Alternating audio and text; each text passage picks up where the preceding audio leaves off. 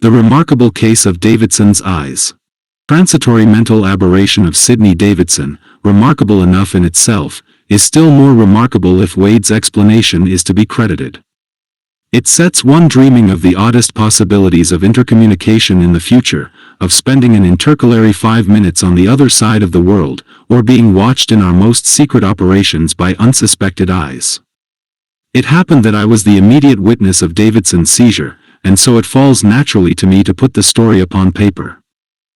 When I say that I was the immediate witness of his seizure, I mean that I was the first on the scene. The thing happened at the Harlow Technical College, just beyond the Highgate archway. He was alone in the larger laboratory when the thing happened. I was in a smaller room, where the balances are, writing up some notes. The thunderstorm had completely upset my work, of course. It was just after one of the louder peals that I thought I heard some glass smash in the other room. I stopped writing, and turned round to listen. For a moment I heard nothing. The hail was playing the devil's tattoo on the corrugated zinc of the roof. Then came another sound, a smash, no doubt of it this time. Something heavy had been knocked off the bench. I jumped up at once and went and opened the door leading into the big laboratory. I was surprised to hear a queer sort of laugh, and saw Davidson standing unsteadily in the middle of the room, with a dazzled look on his face. My first impression was that he was drunk. He did not notice me. He was clawing out at something invisible a yard in front of his face.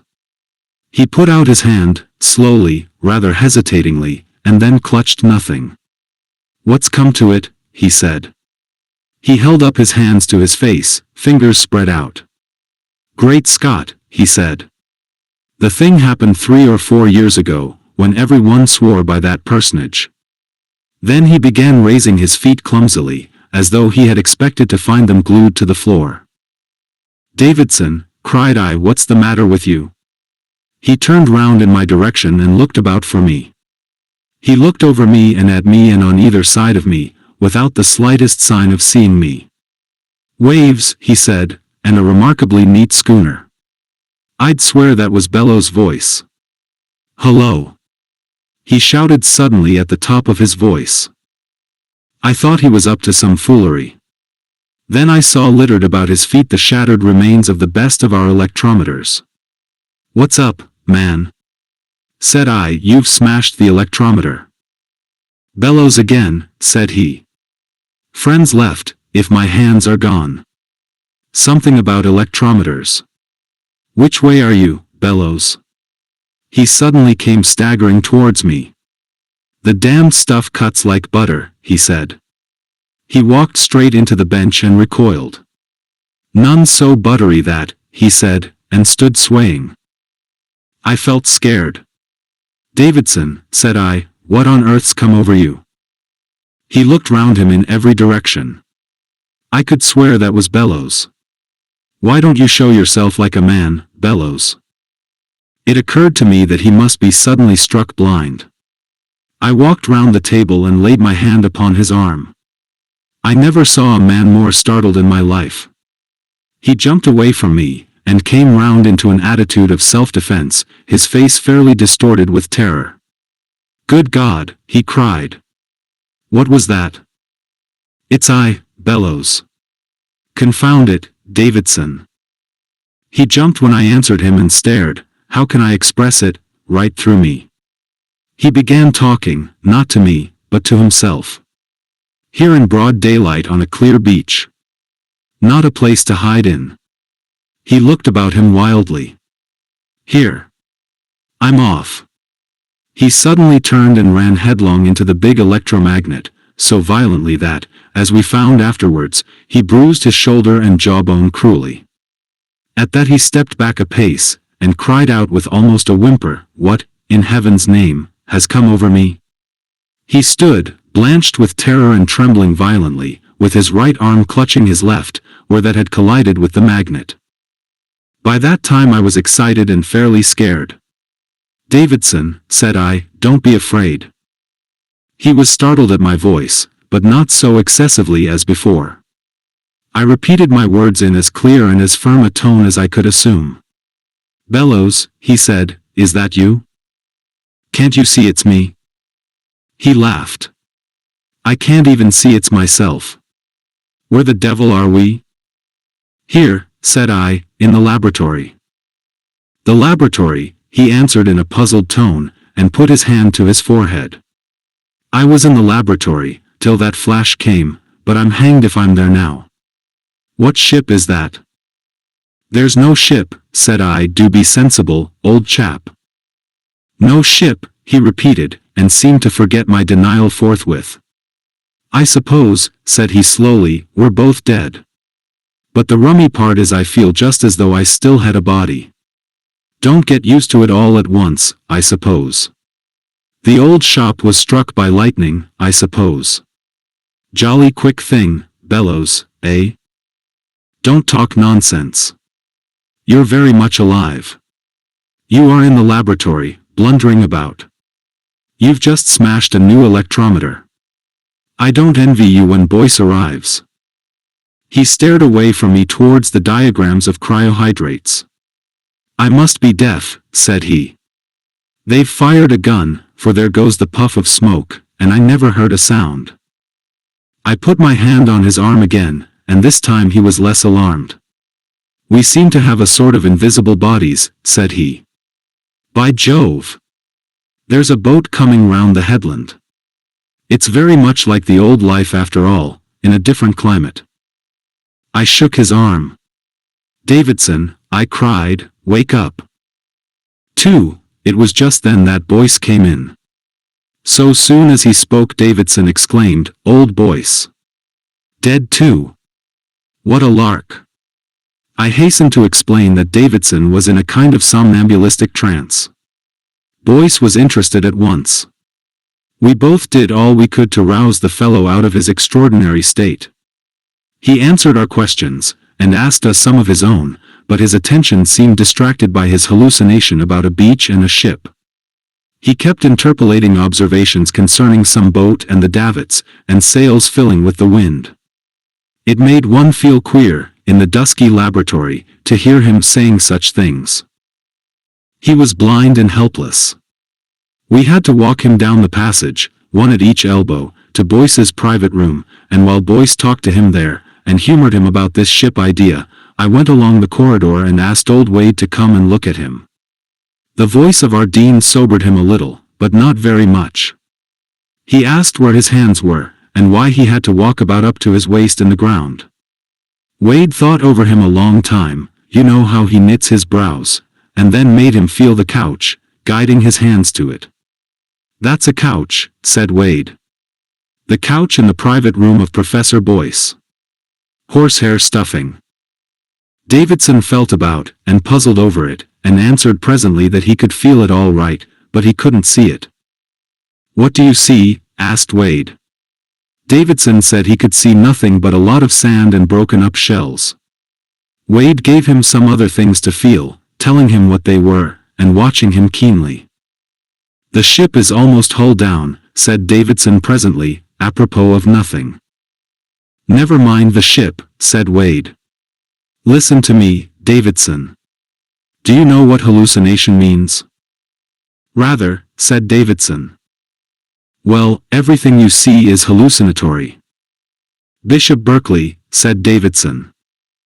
Don't mistake me, said Wade. You are alive and in this room of Boyce's. But something has happened to your eyes.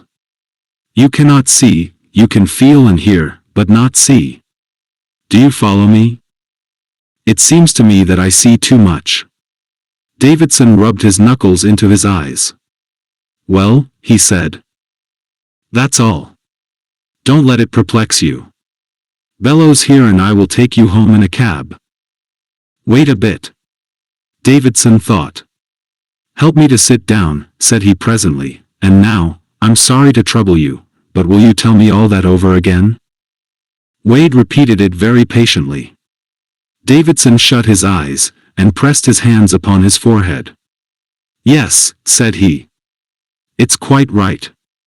Now my eyes are shut, I know you're right. That's you, Bellows, sitting by me on the couch. I'm in England again. And we're in the dark. Then he opened his eyes. And there, said he, is the sun just rising, and the yards of the ship, and a tumbled sea, and a couple of birds flying. I never saw anything so real. And I'm sitting up to my neck in a bank of sand. He bent forward and covered his face with his hands. Then he opened his eyes again. Dark sea and sunrise. And yet I'm sitting on a sofa in old Boyce's room. God help me. 3. That was the beginning. For 3 weeks this strange affection of Davidson's eyes continued unabated. It was far worse than being blind. He was absolutely helpless, and had to be fed like a newly hatched bird, and led about and undressed. If he attempted to move, he fell over things or struck himself against walls or doors. After a day or so he got used to hearing our voices without seeing us, and willingly admitted he was at home, and that Wade was right in what he told him. My sister, to whom he was engaged, insisted on coming to see him, and would sit for hours every day while he talked about this beach of his. Holding her hand seemed to comfort him immensely.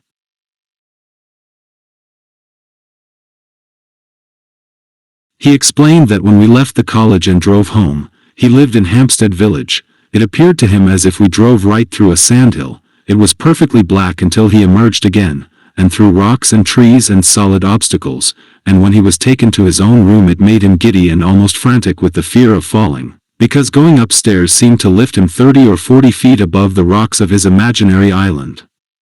He kept saying he should smash all the eggs. The end was that he had to be taken down into his father's consulting room and laid upon a couch that stood there. He described the island as being a bleak kind of place on the whole, with very little vegetation, except some peaty stuff, and a lot of bare rock. There were multitudes of penguins, and they made the rocks white and disagreeable to see. The sea was often rough, and once there was a thunderstorm, and he lay and shouted at the silent flashes. Once or twice seals pulled up on the beach, but only on the first 2 or 3 days. He said it was very funny the way in which the penguins used to waddle right through him, and how he seemed to lie among them without disturbing them. I remember one odd thing, and that was when he wanted very badly to smoke. We put a pipe in his hands, he almost poked his eye out with it, and lit it. But he couldn't taste anything. I've since found it's the same with me. I don't know if it's the usual case, that I cannot enjoy tobacco at all unless I can see the smoke. But the queerest part of his vision came when Wade sent him out in a bath chair to get fresh air. The Davidsons hired a chair, and got that deaf and obstinate dependent of theirs, Widgery, to attend to it. Widgery's ideas of healthy expeditions were peculiar. My sister, who had been to the dog's home, met them in Camden Town, towards King's Cross, Widgery trotting along complacently, and Davidson, evidently most distressed, trying in his feeble, blind way to attract Widgery's attention. He positively wept when my sister spoke to him. "Oh, get me out of this horrible darkness," he said, feeling for her hand. "I must get out of it, or I shall die." He was quite incapable of explaining what was the matter, but my sister decided he must go home, and presently, as they went uphill towards Hampstead, the horror seemed to drop from him. He said it was good to see the stars again, though it was then about noon and a blazing day. It seemed, he told me afterwards, as if I was being carried irresistibly towards the water. I was not very much alarmed at first.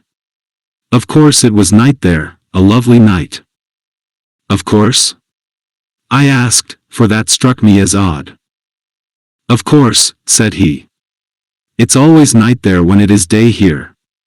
Well, we went right into the water, which was calm and shining under the moonlight, just a broad swell that seemed to grow broader and flatter as I came down into it. The surface glistened just like a skin. It might have been empty space underneath for all I could tell to the contrary. Very slowly, for I rode slanting into it, the water crept up to my eyes. Then I went under and the skin seemed to break and heal again about my eyes. The moon gave a jump up in the sky and grew green and dim, and fish, faintly glowing, came darting round me, and things that seemed made of luminous glass, and I passed through a tangle of seaweeds that shone with an oily luster. And so I drove down into the sea, and the stars went out one by one, and the moon grew greener and darker, and the seaweed became a luminous purple-red. It was all very faint and mysterious, and everything seemed to quiver. And all the while I could hear the wheels of the bath chair creaking, and the footsteps of people going by, and a man in the distance selling the special Pall Mall. I kept sinking down deeper and deeper into the water. It became inky black about me, not a ray from above came down into that darkness, and the phosphorescent things grew brighter and brighter. The snaky branches of the deeper weeds flickered like the flames of spirit lamps, but, after a time, there were no more weeds. The fishes came staring and gaping towards me, and into me and through me. I never imagined such fishes before. They had lines of fire along the sides of them as though they had been outlined with a luminous pencil. And there was a ghastly thing swimming backwards with a lot of twining arms. And then I saw, coming very slowly towards me through the gloom, a hazy mass of light that resolved itself as it drew nearer into multitudes of fishes, struggling and darting round something that drifted. I drove on straight towards it, and presently I saw in the midst of the tumult, and by the light of the fish, a bit of splintered spar looming over me, and a dark hull tilting over, and some glowing phosphorescent forms that were shaken and writhed as the fish bit at them. Then it was I began to try to attract Widgery's attention. A horror came upon me. Ugh! I should have driven right into those half-eaten things. If your sister had not come. They had great holes in them, bellows, and... Never mind. But it was ghastly. For 3 weeks Davidson remained in this singular state, seeing what at the time we imagined was an altogether phantasmal world, and stone-blind to the world around him. Then, one Tuesday, when I called I met old Davidson in the passage. He can see his thumb, the old gentleman said, in a perfect transport. He was struggling into his overcoat. He can see his thumb, bellows, he said, with the tears in his eyes. The lad will be all right yet. I rushed into Davidson. He was holding up a little book before his face, and looking at it and laughing in a weak kind of way. It's amazing, said he. There's a kind of patch come there. He pointed with his finger. I'm on the rocks as usual, and the penguins are staggering and flapping about as usual, and there's been a whale showing every now and then, but it's got too dark now to make him out. But put something there, and I see it, I do see it. It's very dim and broken in places, but I see it all the same, like a faint spectre of itself. I found it out this morning while they were dressing me. It's like a hole in this infernal phantom world. Just put your hand by mine. No, not there. Ah. Yes. I see it. The base of your thumb and a bit of cuff. It looks like the ghost of a bit of your hand sticking out of the darkling sky. Just by it there's a group of stars like a cross coming out. From that time Davidson began to mend. His account of the change, like his account of the vision, was oddly convincing. Over patches of his field of vision, the phantom world grew fainter, grew transparent, as it were, and through these translucent gaps he began to see dimly the real world about him. The patches grew in size and number, ran together and spread until only here and there were blind spots left upon his eyes. He was able to get up and steer himself about, feed himself once more, read, smoke, and behave like an ordinary citizen again. At first it was very confusing to him to have these two pictures overlapping each other like the changing views of a lantern, but in a little while he began to distinguish the real from the illusory.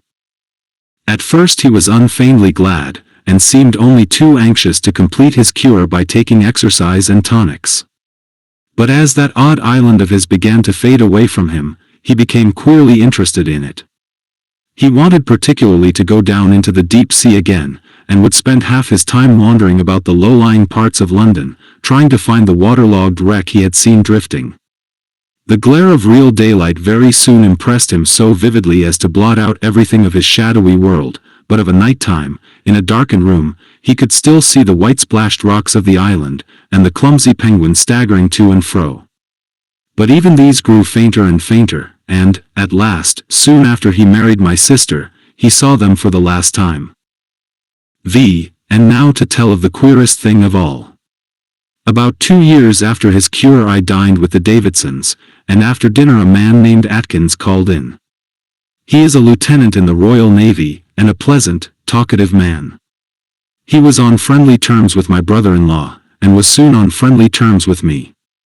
It came out that he was engaged to Davidson's cousin, and incidentally he took out a kind of pocket photograph case to show us a new rendering of his fiancée. "And, by the by," said he, "here's the old Fulmer." Davidson looked at it casually. Then suddenly his face lit up. "Good heavens," said he. "I could almost swear." "What?" said Atkins. "That I had seen that ship before." "Don't see how you can have. She hasn't been out of the South Seas for 6 years, and before then." "But," began Davidson, and then, "yes, that's the ship I dreamt of, I'm sure that's the ship I dreamt of. She was standing off an island that swarmed with penguins, and she fired a gun." "Good Lord," said Atkins, who had now heard the particulars of the seizure. "How the deuce could you dream that?" And then, bit by bit, it came out that on the very day Davidson was seized, HMS Fulmer had actually been off a little rock to the south of Antipodes Island. A boat had landed overnight to get penguins' eggs, had been delayed, and a thunderstorm drifting up, the boat's crew had waited until the morning before rejoining the ship. Atkins had been one of them, and he corroborated, word for word, the descriptions Davidson had given of the island and the boat. There is not the slightest doubt in any of our minds that Davidson has really seen the place. In some unaccountable way, while he moved hither and thither in London, his sight moved hither and thither in a manner that corresponded, about this distant island. How is absolutely a mystery. That completes the remarkable story of Davidson's eyes. It's perhaps the best authenticated case in existence of real vision at a distance. Explanation there is none forthcoming, except what Professor Wade has thrown out. But his explanation invokes the fourth dimension, and a dissertation on theoretical kinds of space. To talk of there being a kink in space seems mere nonsense to me. It may be because I am no mathematician. When I said that nothing would alter the fact that the place is 8,000 miles away, he answered that 2 points might be a yard away on a sheet of paper, and yet be brought together by bending the paper round. The reader may grasp his argument, but I certainly do not. His idea seems to be that Davidson, stooping between the poles of the big electromagnet, had some extraordinary twist given to his retinal elements through the sudden change in the field of force due to the lightning. He thinks, as a consequence of this, that it may be possible to live visually in one part of the world, while one lives bodily in another. He has even made some experiments in support of his views, but, so far, he has simply succeeded in blinding a few dogs. I believe that is the net result of his work, though I have not seen him for some weeks. Latterly I have been so busy with my work in connection with the St. Pancras installation that I have had little opportunity of calling to see him. But the whole of his theory seems fantastic to me. The facts concerning Davidson stand on an altogether different footing, and I can testify personally to the accuracy of every detail I have given.